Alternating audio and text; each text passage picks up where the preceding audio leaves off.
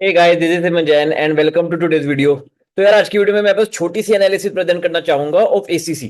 तो मेरे एक स्टूडेंट है नरेश जी, उनका कमेंट आया था कि सर एक बार एसीसी को देखो, फंडामेंटली अच्छा है, काफी डाउन है। तो एब्सोल्युटली करेक्ट यार, एसीसी में मेरी एसएनआर स्ट्रेटेजी भी वैलिड है, जहां पे स्टॉक जब दो बार ऊपर जाता है तो मैं नीचे के रेटों पे बाय करता हूं कि दोबारा ऊपर जाएगा। ये कुछ टाइम पहले ही एफएनओ से बाहर हुआ है। जनरली जब स्टॉक्स एफएनओ से बाहर होते हैं तो वो कुछ समय तक नीचे रहते हैं, कुछ समय कुड भी फ्यू मंथ या एक दो साल के लिए नीचे रहते हैं। तो ये काफी नीचे रह चुका है, ये इनफ टाइम स्पेंड कर चुका है, इसके अच्छे दिन आने वाले हैं जल्द ही। तो ACC is a great signal, मतलब स्ट्रेटेजी का या तो बाय सिग्नल है या सेल। आपको पता है क्या करना है। मैं बाय सेल वर्ड यूज नहीं कर सकता हूं, मैं बस आपको गाइड कर सकता हूं कि किस तरीके के स्टॉक्स को स्टडी करना चाहिए। जैसे मैं आपको एक बार ओपन करके भी दिखा देता हूं एसीसी के फंडामेंटल्स की एक्चुअली में अच्छे हैं या नहीं है।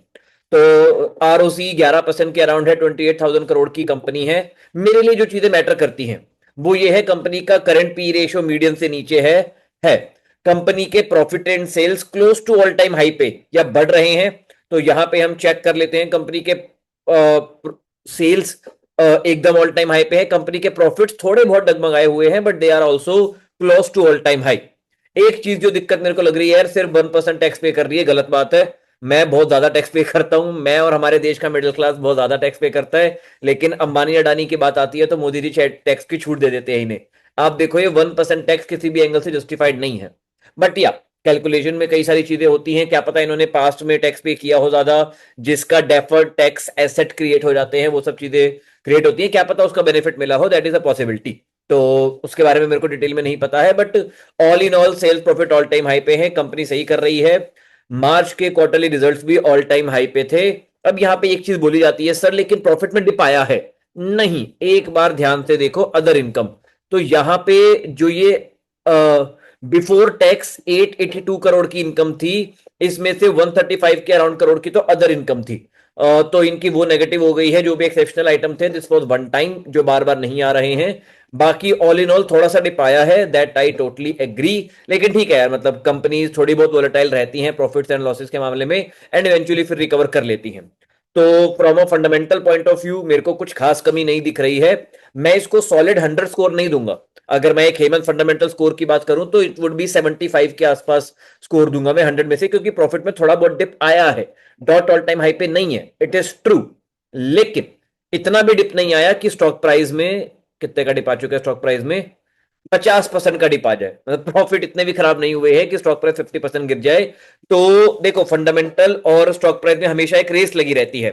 कई बार पहले स्टॉक प्राइस ऊपर जाता है, प्रॉफिट कैचअप नहीं करते हैं, फिर स्टॉक प्राइस वापस नीचे आता है, फिर प्रॉफिट बढ़ जाता है, फिर स्टॉक प्राइस को ऊपर ज्यादा पड़ता है प्रॉफिट से कैचअप करने के लिए।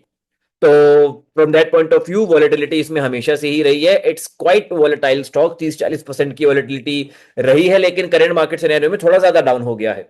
तो इसको बाय करना है या नहीं मैं कुछ नहीं बोल सकता। I am not a SEBI registered research analyst as of now, so मैंने रीसेंट 1 मंथ का डेटा हाइड कर रखा है।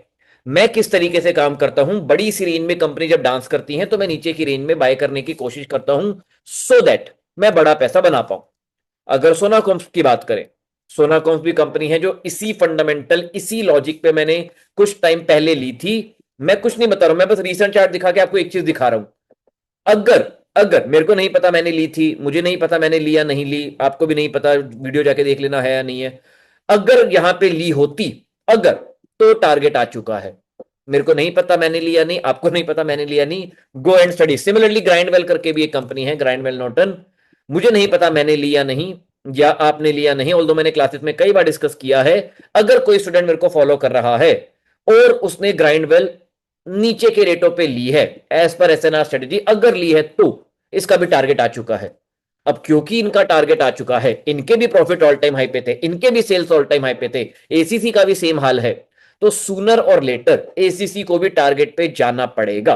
चीजें ऐसे ही वर्क करती हैं, पैसा ऐसे ही वर्क करता है।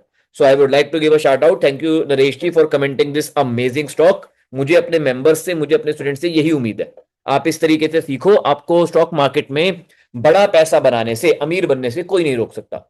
ऑन दैट नोट मिलता हूं मैं आपसे नेक्स्ट क्लास में। Bye bye, take care and happy investing. Bye bye.